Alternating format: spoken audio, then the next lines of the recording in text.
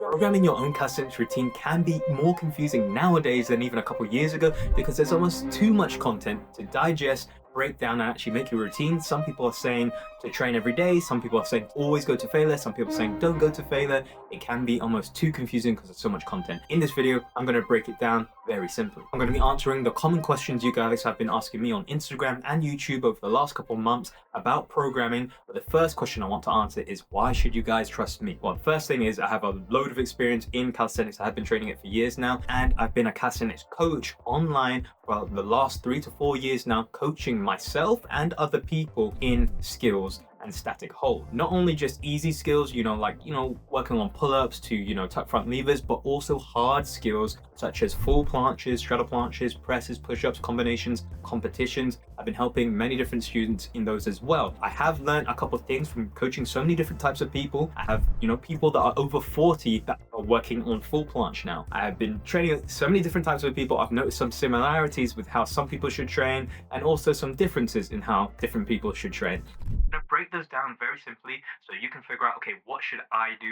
And so you can make your own calisthenics program. So on screen, you should see a few of the questions we'll be answering. We'll also be going a little bit more in depth, and if this video does well, I'll also break down more specific aspects of the programming. So just leave it in the comments, if you want more explanation on any certain topic. But let's get into it now. The first thing you need to do when you're making your program is know your priorities. You need to start with what you're actually aiming for. The easiest way to do this is go down in the description. I have a template for you. This is the template I also use to set goals for myself when I have my own training program. You need to set the goals of, okay, what are the top 3 skills I want to work on? I recommend a push, pull, and balance skill. But obviously, if you're working on just building muscle for calisthenics, then you'll have specific muscle groups you probably want to target and grow more than others. So your program should reflect your goals. Just make sure, whether you use the template in the description or you're using your notes, whatever, just make sure you have your priorities set. What's number 1, what's joint number 1 and 2 if it's push pull, and then what's third, and maybe you have a 4th goal. But try not to have too many, stick it to 3 to 4 maximum. Okay, that's the first thing. You can go into the description for that. Now that you have your goals written down, everything you do in your training should be reflective of those goals. They should be getting you towards those, whatever exercise it is in your program,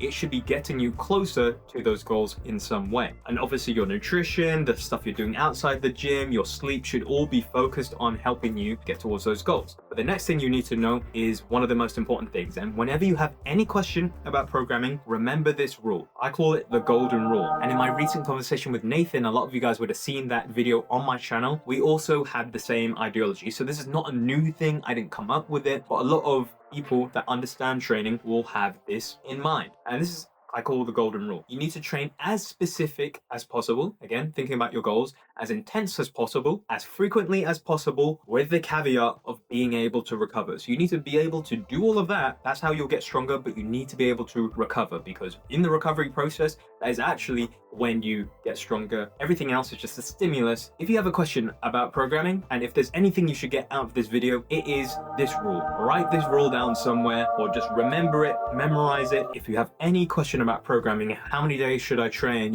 Should I do this exercise or this exercise? Should I use bands or not? Just remember this rule. Train as specific as possible, as intense as possible, as frequently as possible, while being able to recover. All that's doing is going to give you enough stimulus so that the body has a reason to get stronger. You need to give your body a reason to adapt to a movement. This goes for any skill, any exercise, any strength movement. You need to give your body a reason to change and get stronger from. So we need to do enough. It needs to be difficult. These are all facts about training. You need to do it often enough, it needs to be hard enough, and you need to be able to rest and repeat it, because just doing it once is not enough. You need to do it over some period of time with the difficulty high enough, and then rest, and you will get stronger. There's no doubt about that. If there is some issue in your training, probably something within that rule is not right. Obviously the stuff about nutrition, etc., those are the other factors, but in terms of the programming, that's what you're sticking to. Again, this video is just going to be touching the surface because I have made more in-depth videos. I'll put playlists and stuff in the description after you watch this video. You can watch through them if you want more details on volume, reps, sets. I'm going to be talking about those in this video, but again, it's going to be simple so that it can apply to any level, high level, beginner,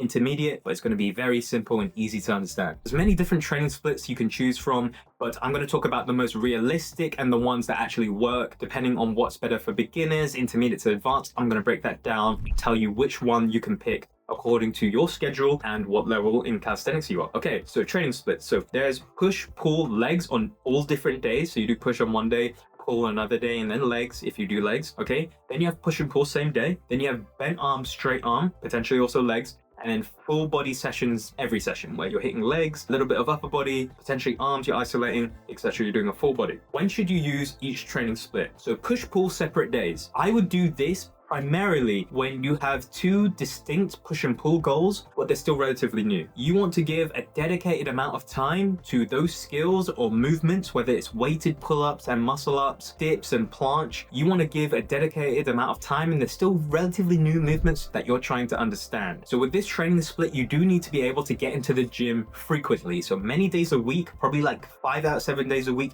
you need to be able to get into the gym. So it's not possible for everyone, because not everyone can do that, because you have to do push one day, pull one day, and then if you do legs, that's another day. And then obviously you want to rest where necessary. You need that time available to train. This option is going to be really good if you want to spend dedicated amount of time and focus. Most of this is just coming down to focus on a specific push or pull movement. Push and pull on separate days is also really good if you have an imbalance in your strength. For example, some people are pullers or some people are pushers. So it's really good to have these separate days so you can really focus down on what is more important for you at that time. During the start of my journey, I was really excelling fast in front lever, but planche was much harder at the start because I had a really good foundation in my weight pull-ups. But with planche, I still had really good dips and shoulder strength, but it's just a harder skill in general because the tendons need to catch up in their conditioning. You need to make sure that you're doing the correct technique, and it's much more unnatural position compared to front lever where you're sort of laying down.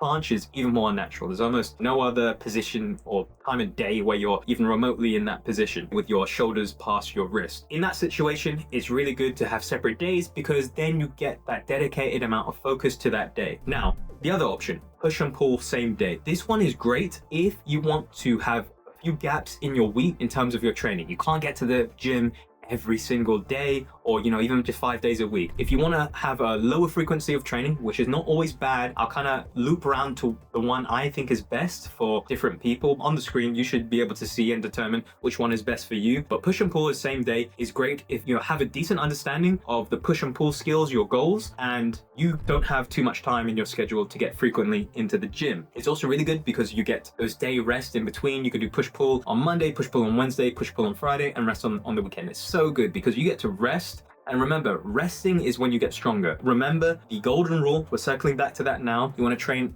as frequently as possible, as intense as possible, as specifically as possible, while being able to recover so you can train harder and push harder than last time. By doing push and pull same day, you get that rest. You can push harder in the next session. Push, pull, separate days. For some people it works, some people it doesn't. Some people, they can do the push and they can go just as hard in the pull the next day. You can also train full combos. So you can train push pull. Let's say you're doing L sits and you want to do L sit to handstands, push up, and you want to do your front lever as well. You're training for a competition, for example, beginner competition maybe, or even more advanced competition. Doing push pull same day just makes sense. Also remember, with push and pull the same day, it will take a little bit of time to get used to it because you're doing more in sessions. For example, if you're doing superset, you'll be doing one set of, let's say, your pushing movement, you'll be going straight away to your pulling movement, and then you rest. So you need to get used to this style of training. But if you're someone that likes more intense training, you like go, go, go, you don't like resting 5 minutes for your strength sets, this can actually be beneficial for you. You can just kind of go, go, go, but you're still training in a really effective way. It's more intense. Some people like to just get a sweat on. This style can work for you, especially if, again, you're preparing for some kind of competition or you want to get to a pretty high level and you have limited days of training a week. I really recommend this. So you can see there's some downsides, some advantages, but another advantages of push and pull the same day is you get more frequent practice. Instead of just doing, okay, push, pull, rest, push, pull, and then resting on the weekend, for example, you have one more session. So you have push, pull on Monday, push pull on Wednesday, push pull on Friday. Okay, so rather than doing 2 of each session per week, you get 3. This can mean in the full year you're training much more than someone else that is training on separate days, that is at a lower frequency. The final option that I would kind of talk about is bent arm, straight arm. I will talk about full body very quickly. Full body is great for more beginners. That is pretty much the time I would do full body. Also for beginners, push pull separate days is great if you want to focus a little bit more on your technique. Maybe you don't like full body sessions, but as soon as you become intermediate to more advanced, your workouts will probably become too long for full body to make sense. So finally, bent arm, straight arm, and obviously legs if you're training legs. So this is great if you wrote down your goals, maybe you have a few more goals, but they align very nicely. For example, weighted pull-ups and front lever, handstand push-up, and planche. Those can go together nicely because they're hitting similar muscle groups. The strength is somewhat transferable. One's bent arm, the other movement straight arm. So you could separate your days of training into one straight arm session and the other 2 days are bent arm, okay? Because I want to get progress in planche and I want to start my planche journey, but I don't want to commit to 3 sessions a week or even 2 sessions because that's too much for right now. I still want to work on my weighted basics or my handstand push-up first. That's my goal. And then I'm going to transfer, focusing a little bit more on planche. If that's you, I have another video called Static Building where I break down how to build muscle and strength and slowly how you will work towards becoming more of a static athlete. If you want to figure out when do I start my planche journey and my front lever and my back lever, when do I start doing that and how do I start programming that, I have another video. I call it the Static Building Method, where you work on building muscle and strength at the same time you're starting to build your progress in statics. That's also another video. It'll be down in the description so you can watch that as well. But in general, bent arm, straight arm is great if you have, let's say, 4 goals, but one straight arm, one's bent arm, and they fit really nicely. You can split your training up into that. It works at some period of time, but over time, you will want to narrow down again. You will see progress, but you might slow down, and then you might want to focus on the skills a little bit more individually. So I wouldn't do this for a super long period of time. It's maybe like I'll do it for a couple blocks, see the progress. I would then focus a little bit more. But in terms of frequency, some of you guys might ask, okay, how often a week should I train in this training split? But again, just circle back to the golden rule, as frequently as possible while being able to recover. That is your answer. So if you can just manage 2 sessions a week with the skills you're training and being able to recover, that's what you can do right now. You're going to try and build that towards 3 and then 4 potentially in the future. But for right now, if it's just 2, that's just 2 sessions. Let's talk about picking the exercises you're going to do within that training split. So I suggest around 4 to 6 exercises within a session. This is going to mean your workouts aren't too long. Probably spend about an hour and a half training. As you get more advanced, your workouts will be longer because you're going to be doing harder skills, and these are strength movements, and you're going to be resting 5, sometimes to 10 minutes. Depending on what the focus is, whether you're focusing more on strength or building muscle, the workouts can get a little bit long. That's just the nature of strength training. They can be long because of the rest time, but try not to add in too many exercises. Now you know the number of exercises you should have in each workout. What exercises should you pick? All the exercises you pick should be specific to your goals. They should be helping you in some aspect, either working on a weakness, or they should be the main compound movement that you're working on or skill. So you should directly be trying to do the skill you're trying to get better at. If you want to do planche, don't just keep working on handstand push-up. Start your planche journey. If you're doing bent arm, straight arm days, you can do the bent arm days, you do your handstand push-up work, but on your straight arm days, you are doing direct planche training. That is so important, but just make sure you're at the correct level to start your planche journey. I always say there's always something you can do now to help you get towards planche. Whether you are just starting out as a fresh beginner, you could be doing push-ups in a way that will help you with planche later down the line. Just remember, you can always start your planche journey, just everyone starts at a different spot, and that doesn't mean starting out directly with planche holds. So just make sure those exercises are specific to your goals. If you need help with, okay, what exercises do I pick? Put it down in the comments. I'll try and help you in the comments, or just ask for a video on the best exercises in calisthenics for building muscle or for planche, whatever it is you're working on. If you need help with, okay, what exercises do I use for my workouts?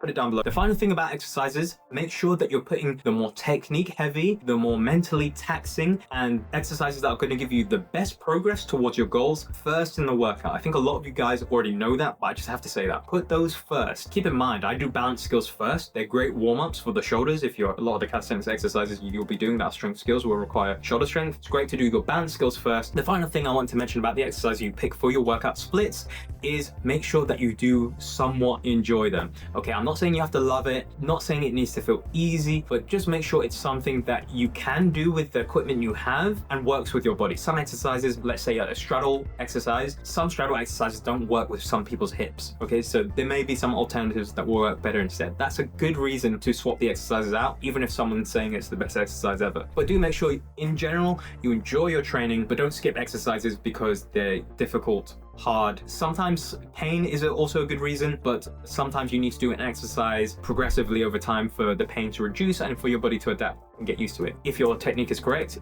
that should happen, but don't force an exercise if it's just painful for you. Sometimes you might have a prior injury, etc., which means you can't do a certain exercise. That is a fine reason to not do an exercise and include something else as an alternative. Now you know the number of exercises you should have in each workout, so just make sure those exercises are specific to your goals.